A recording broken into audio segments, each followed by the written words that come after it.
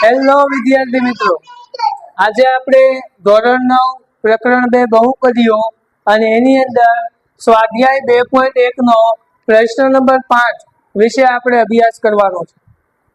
તો વિદ્યાર્થી મિત્રો, સૌથી પહેલા આપણે એની સૂચના સમજવાનો પ્રયત્ન કરીએ કે નીચે આપેલ બહુપદીને સુરેખ, દ્વિઘાત અને ત્રિઘાતમાં વર્ગીકરણ કરો, એટલે કે છૂટી પાડો।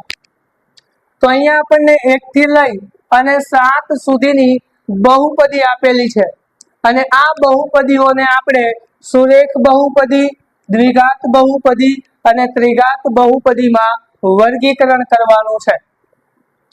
તો સૌથી પહેલા જ્યારે આપણે વર્ગીકરણ કરવાનું હોય તો કોઈ પણ બહુપદીની અંદર જે મેક્સિમમ ઘાત છે, એટલે કે વધારેમાં વધારે જે ઘાત છે એને જ ધ્યાને લેવાની છે। નાની કોઈ પણ ઘાતને આપણે ધ્યાને લેશું નહીં અને જે ચલની એક પણ ઘાત ન હોય તો એ ચલને એક ઘાત તો હોય જ, એ આપણે ખાસ ધ્યાને લેશું। તો સુરેખ બહુપદી કોને કહેવાય? તો કે જે ચલની વધારેમાં વધારે એક ઘાત હોય તેને આપણે સુરેખ બહુપદી કહીએ છીએ। તો જુઓ વિદ્યાર્થી મિત્રો, અહીંયા આપણે જોઈએ છીએ તો આ બહુપદી છે એની વધારેમાં વધારે એક ઘાત છે, એટલે આપણે અહીંયા લખીએ કઈ બહુપદી છે તો કે ચોથા નંબરની, અને એની કેટલી ઘાત છે તો કે 1 + x, એટલે આ બહુપદીનું વર્ગીકરણ સુરેખ બહુપદીમાં થશે।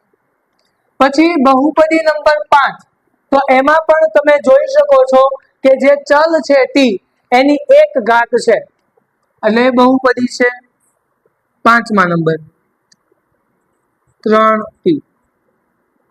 હવે તો કે આ બે બહુપદી સિવાય એક પણ બહુપદી સુરેખ બહુપદી પ્રકારની નથી। હવે દ્વિઘાત બહુપદી, તો અહીંયા આપણે જોઈએ છીએ કે પહેલી જ નંબરની જે બહુપદી છે એ બહુપદી દ્વિઘાત બહુપદી છે, એટલે આપણે અહીંયા લખીએ x² + x।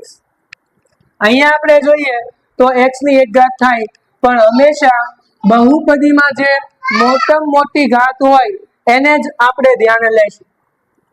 પછી તો કે દ્વિઘાત બહુપદી 3 નંબરની જે બહુપદી છે એ બહુપદી પણ દ્વિઘાત બહુપદી છે। તો y + y² + 4। પછી કઈ દ્વિઘાત બહુપદી છે તો કે અહીંયા તમે જુઓ 6થા નંબરની બહુપદી, તો 6થા નંબરની બહુપદી પણ દ્વિઘાત બહુપદીનું ઉદાહરણ છે, r²। ચાલો, તો હવે કઈ તો કે હવે જે વધી એ બધી ત્રિઘાત બહુપદી, છતાં આપણે નિયમ મુજબ જોઈએ તો ચલની મેક્સિમમ 3 ઘાત છે, એટલે કે 2 નંબરની બહુપદી છે એ દ્વિઘાત બહુપદી છે, સોરી ત્રિઘાત બહુપદી છે, x - x²। પછી તો કે 7મા નંબરની જે બહુપદી છે એ 7મા નંબરની બહુપદી પણ ત્રિઘાત બહુપદી છે,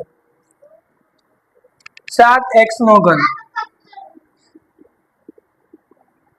તો વિદ્યાર્થી મિત્રો, આ રીતે આપણે દરેક બહુપદીને સુરેખ, દ્વિઘાત અને ત્રિઘાતના સ્વરૂપમાં લખી શકીએ છીએ અને આપણે એને 3 અલગ અલગ ભાગની અંદર વર્ગીકરણ કર્યું છે।